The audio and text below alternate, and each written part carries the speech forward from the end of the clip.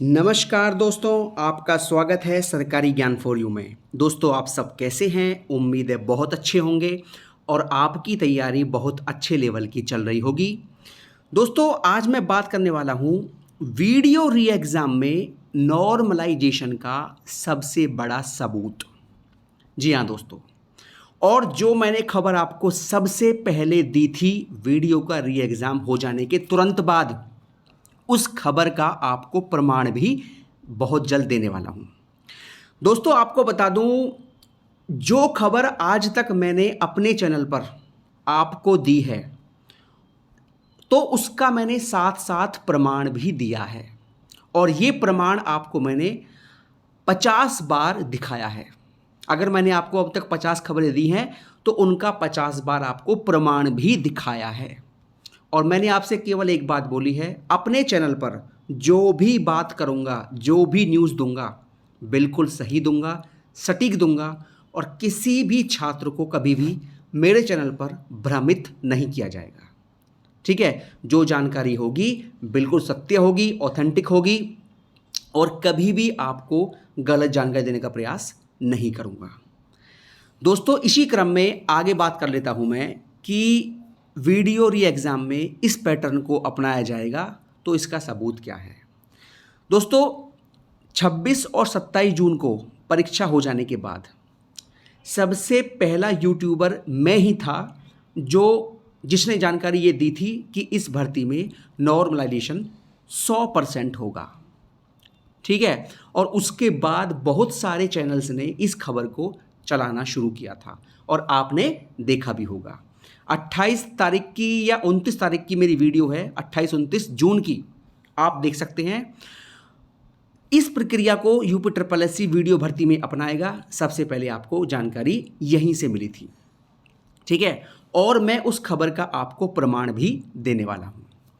दोस्तों, जब से मैंने इस मुद्दे पर वीडियो बनाया है तो बहुत सारे छात्रों के बार बार कमेंट आ रहे हैं कि सर, आपको कुछ नहीं पता, इस भर्ती में नॉर्मलाइजेशन नहीं होगा। दोस्तों, मेरे पास कम से कम 150 कमेंट आ चुके हैं छात्रों के कि आपको कुछ नहीं पता, इस भर्ती में नॉर्मलाइजेशन बिल्कुल नहीं होगा। देखिए, एक छात्र हैं, इनका कहना है नॉर्मलाइजेशन नहीं होगा, क्या झूठी अफवाह फैला रहे हो नॉर्मलाइजेशन का।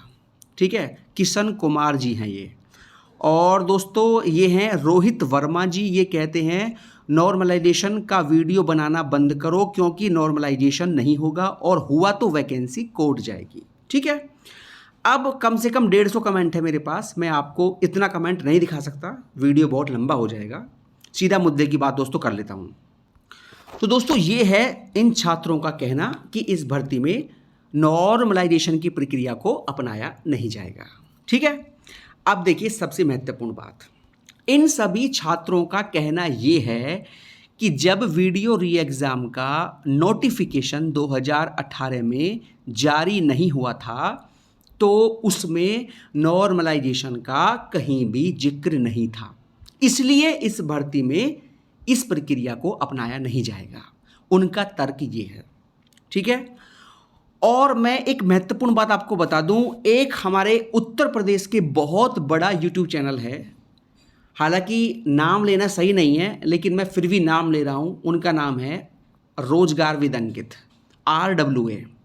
उनका भी ये कहना है इस भर्ती पर कि भैया, नोटिफिकेशन में 18 में नोटिफिकेशन जारी हुआ था तो उस नोटिफिकेशन में नॉर्मलाइजेशन का कोई भी जिक्र नहीं था, इसलिए इस भर्ती में नहीं होना चाहिए। उनका कहना ये है। हालांकि उन्होंने ये भी कहा था, हालांकि इसमें होना चाहिए लेकिन नोटिफिकेशन में नहीं था, इसलिए शायद नहीं होगा, उनके शब्द ये थे। ठीक है? तो उनकी बात जो है यहाँ 100% गलत है, या तो उनको जानकारी पूरी नहीं है। ठीक है? और ये पता नहीं ऐसा क्यों बोल रहे हैं, उनको नॉलेज नहीं है पूरी जानकारी की कि यूपी ट्रिपल एससी का रूल क्या चल रहा है। ठीक है? और सही जानकारी क्या है वो मैं आपको दे रहा हूं। देखिए भैया, तो छात्रों का तर्क यही है कि जब नोटिफिकेशन में नहीं था तो अब यूपी ट्रिपल एससी नॉर्मलाइजेशन क्यों करेगा। तो देखिए दोस्तों, आपको बता दूं, एक उदाहरण के तौर पे एक भर्ती थी आपकी जेई 2018। ये भी 18 की ही भर्ती है। ठीक है, इसका नोटिफिकेशन 18 में जारी हुआ था। जिसकी परीक्षा 2022 में हुई थी।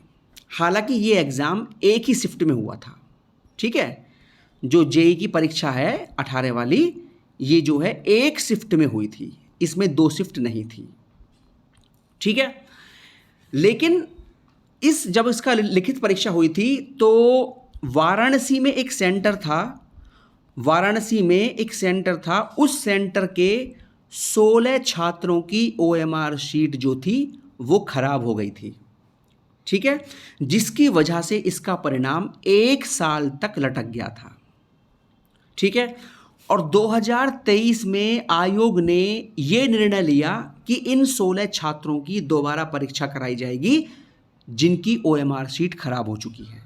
ठीक है, अब 27 मई को इनकी दोबारा परीक्षा हो जाती है, केवल 16 छात्रों की। ठीक है, जब यह परीक्षा 2022 में हुई थी तो केवल एक शिफ्ट में हुई थी, और इस 16 छात्रों की और परीक्षा दोबारा कराई जाती है। अब आपको बता दूं, ये परीक्षा एक तरह से 2 शिफ्ट में हो जाती है, एक 2022 में एक शिफ्ट और 16 छात्रों की एक और शिफ्ट 2023 में। तो कुल मिलाकर ये परीक्षा हो गई 2 शिफ्ट में। ठीक है, 18 की ये भर्ती है और कहीं भी इसमें नॉर्मलाइजेशन का जिक्र नहीं है।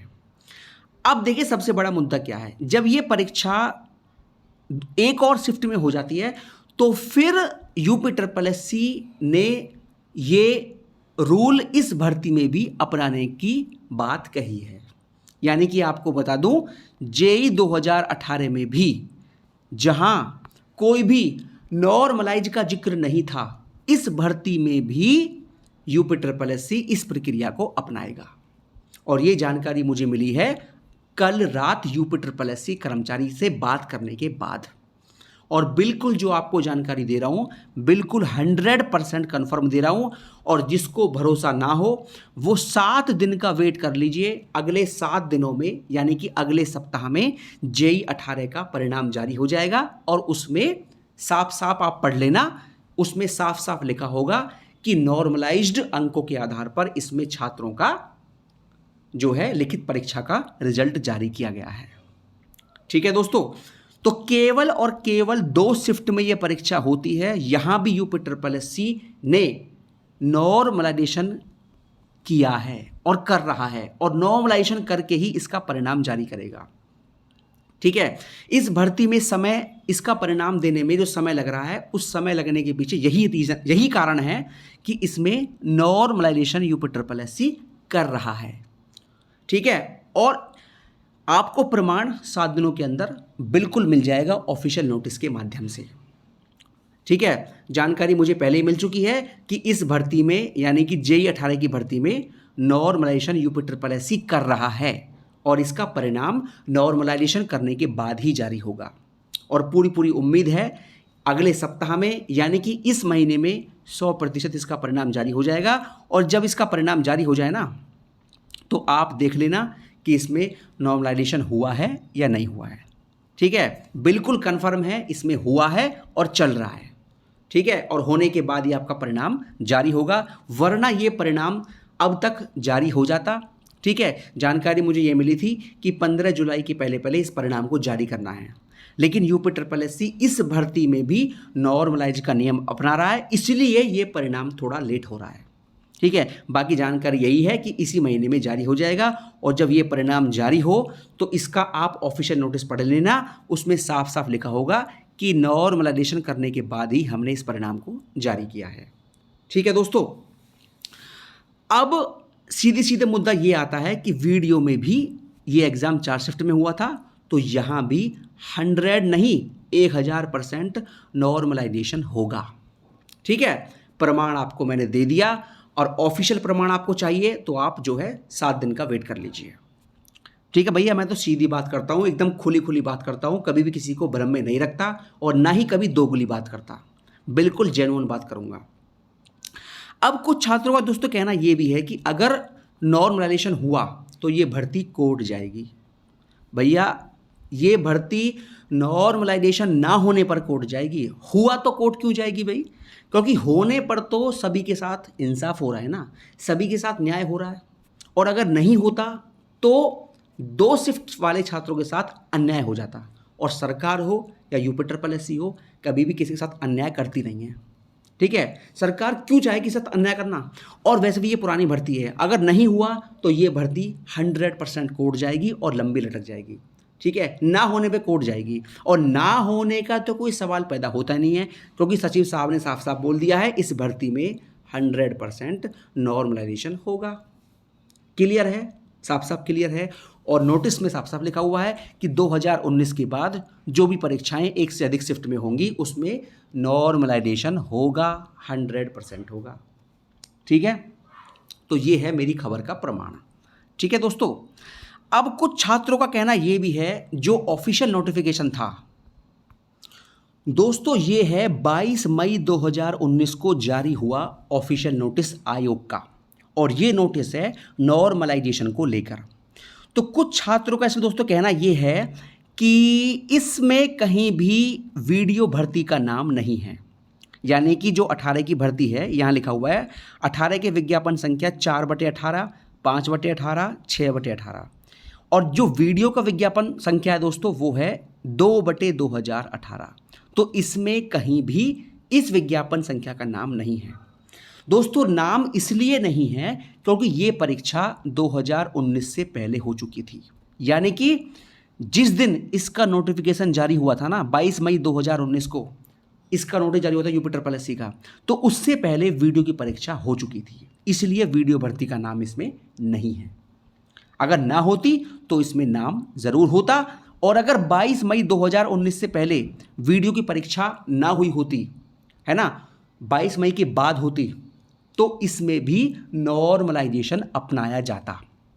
क्योंकि ये जो नियम है ना, ये 22 मई 2019 के बाद होने वाले सभी परीक्षाओं पर लागू होता है, सभी परीक्षाओं पर, चाहे वो परीक्षा जो है 2 शिफ्ट में ही क्यों ना हुई हो। यानी कि 1 से अधिक शिफ्ट में जो भी परीक्षा होगी उन सब में ये नियम लागू होगा, लेकिन वो परीक्षा 22 मई 2019 के बाद हुई हो। ठीक है, तो वीडियो भर्ती का इसमें नाम इसलिए नहीं है क्योंकि ये परीक्षा ऑलरेडी हो चुकी थी, है ना। अगर ये परीक्षा इस नोटिस के जारी होने के बाद होती तो उसमें भी इस नियम को अपनाया जाता। ठीक है, तो दोस्तों उम्मीद करता हूं अब आपके पूरी बातें एकदम ढंग से समझ में आ गई होंगी। अब आपके मन में कोई भी शंका नहीं होगी, कोई भी भ्रम नहीं होगा, और आपके मन में जो भी डाउट होगा नॉर्मलाइजेशन को लेकर वो बिल्कुल निकल चुका होगा। ठीक है, और प्रमाण मेरी खबर का आपको आने वाले 7-8 दिनों के अंदर देखने को मिल जाएगा। तो दोस्तों ये हो गया आज का वीडियो, और किसी भर्ती को लेकर जो भी जानकारी मुझे मिलेगी आपको सबसे पहले दे दी जाएगी। दोस्तों आपको मैं एक बात और बता दूं कि मेरा वीडियो बनाने का उद्देश्य किसी एक शिफ्ट के या किसी एक विशेष वर्ग के छात्रों को खुश करना नहीं है। मैं केवल और केवल वीडियो बनाता हूं तो वहाँ जो कायदे की बात होती है ना, कायदे की जो जेन्युइन बात होती है, और जो किसी के पक्ष की बात ना हो, बिल्कुल एक तथ्य के आधार पर बात हो, मैं केवल वही करता हूँ। मैं कभी भी किसी एक पक्ष के फायदे की बात नहीं करता। जो नॉर्मल बात हो, जेन्युइन बात हो, तथ्य पर आधारित बात हो, वही करता हूँ। बहुत बहुत धन्यवाद दोस्तों। जय हिंद, जय भारत।